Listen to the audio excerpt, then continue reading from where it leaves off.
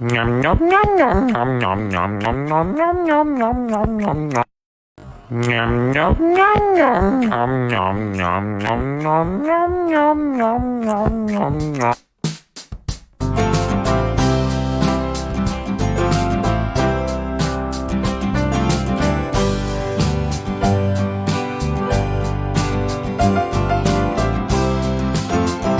Hello, good day, and in this video tutorial we'll be learning the special cookie monster.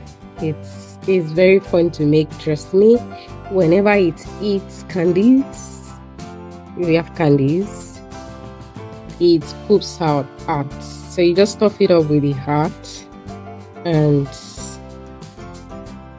right there has the butthole. So it poops out arts just like that. Very fun, right? Yeah. So we'll be learning how to make all of this. The monster is itself, the hearts, the candies, everything and anything you need to know about this. I'll be showing you the step by step in this video. Trust me, it is very easy to make. Very simple.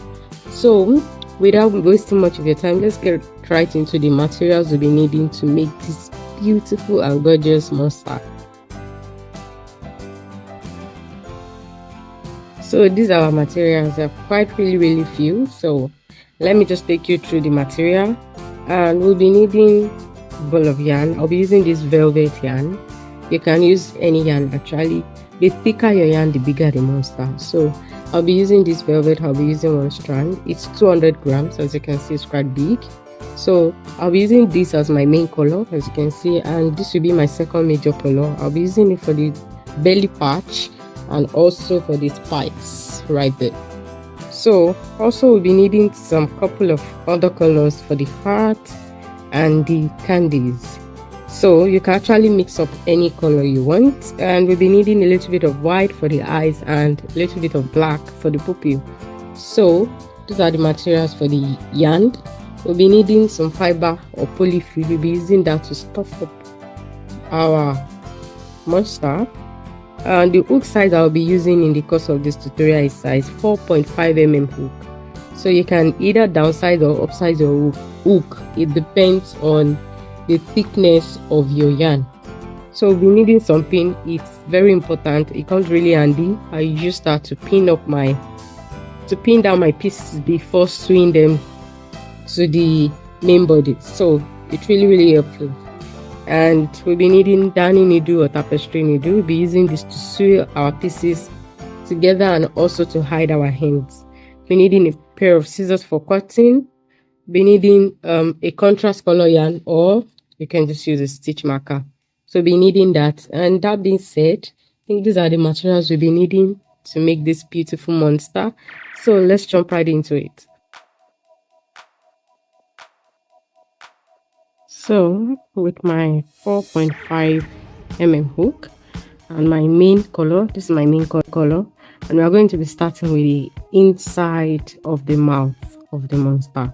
So we are going to be making a magic ring. So I'll go ahead, I'll grab my yarn, I'll place that on my palm, and I'm going to wrap this around my two fingers. Make a cross just like so. I'm trying to show you how to make a magic ring. I'll bring this to the back and hold this. In case you have a better way of doing this, please go ahead and do it. So I'll grab my hook and slide that in, pick the yarn at the back and make a twist. I'll hold it so that I can remove my fingers, and I'll go ahead and chain one. This does not count as a stitch. We just use this to secure our magic ring. So you see this yarn tail inside, I'll bring it out. As you can see, we have an adjustable circle or ring. So basically this is our magic ring. So in this magic ring, we are going to be making 6 single crochets. So for me, for my amigurumis, I prefer and I love using X stitch, single crochet X stitch. If you prefer your regular single crochet, please go ahead and do that and use it. So the only difference is for the regular single crochet we yarn over, but for the X stitch we yarn under. That's just the difference. So I'll go ahead, I'll go right inside and yarn under and work my first single crochet. That's 1. I'll go in again, yarn under, that's 2. So I'll go ahead and complete 6 single crochets. That's 3, 4, I have 2 more to go, 5, and the very last one, 6. I have 6 single crochets. You see this here until I'm going to pull it tight so that I can close that hole completely, as you can see. So I will grab a contrast yarn, a contrast color yarn, so that I can use that as my running stitch marker, because we'll be working in spiral. So I'll be using this baby pink, and I'm going to pass that through my loop. If you don't like using running stitch marker, you can go ahead and use the regular stitch marker. So for round 2, we are going to work single crochet increasing to each and every of our stitches. So at the end of round 2, we are going to have 12 single crochets in total. So we'll go right inside the first single crochet. Remember, we are not making any slip stitch. We'll go right inside and work our first single crochet. Then I'll go back inside that same stitch and add 1 more. So we just work our first increase. So I'll go into the next, work my first single. I'll go inside that same stitch and add 1 more. So we have 2 increase already. So we go ahead and repeat this until we get to the very end. So at the end, you are going to have 12 single crochets in total. So this is what I have after completing my round 2. So whenever you get to your stitch marker and you want to start the next round, you go ahead and pass your stitch marker through the loop. So our next stitch, which will be the first stitch for the next round, will be marked. So for the third round, we are going to be working increase again. We are going to be working increase into each and every of our 12 stitches. So we are going to double our stitch count. That means at the end of round 3, we are going to have 24 single crochets in total. So let me just show you how to do that quickly. So into my very first stitch, I'll go right inside, work my first single crochet. Now I'll go back inside that same stitch and add 1 more. So that's our first increase. And we'll go ahead and work increase into each and every of our 12 stitches. At the end of round 3, we'll have 24 single crochets in total. So this is what I have after working round 3, and I passed my stitch marker. So for round 4, we are going to work an increase in the first stitch, and we'll go ahead and work 1 single crochet into the next 3 stitches. So let me show you that quickly. So I'll go right inside, I'll work my first single crochet, I'll go back inside that same stitch and add 1 more. So we just made an increase, and I'll work 1 single crochet into the next 3 stitches. 1, 2, 3.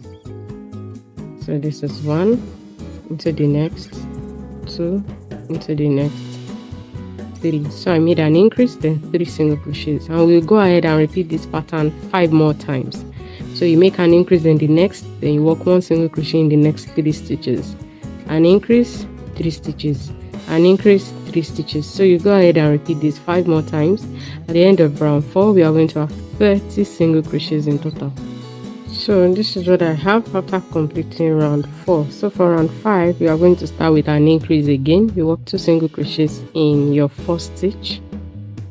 So after working 2 single crochets, we are going to work 1 single crochet into the next 4 stitches. So start counting from here.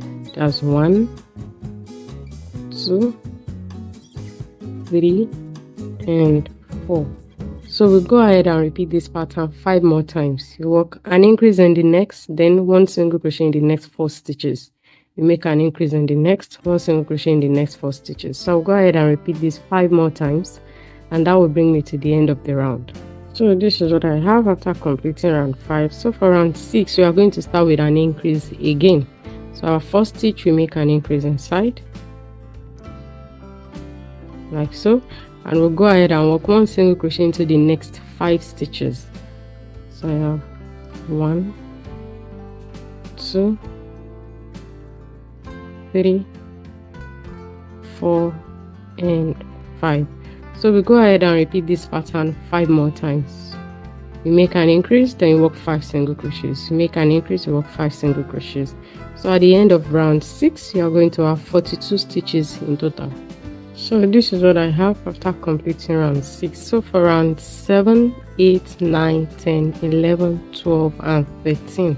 So that means for 7 rounds in total, we just go ahead and work 1 single crochet into each and every of our 42 stitches. So 7 rounds of no increase, just regular single crochets. So I'll go ahead and work my 7 rounds. When I have my 7 rounds completed, I'll come and let you know the next thing to do. So go ahead and work your 7 rounds. So this is what I have after working my 7 rounds, as you can see. So right now we are going to be making some reductions. So to make our reduction, remember whenever we enter into our stitches, we actually go through 2 loops. We go through a loop here right in front of me, which is called the front loop, and the one at the back is called the back loop. So to work reduction, we will always pick the front loops of 2 stitches together so that we can reduce it to 1. So we are going to be starting with a decrease. So let me show you that quickly. So we are going to be reducing these first 2 stitches into 1. So I'm going to pick the front loop,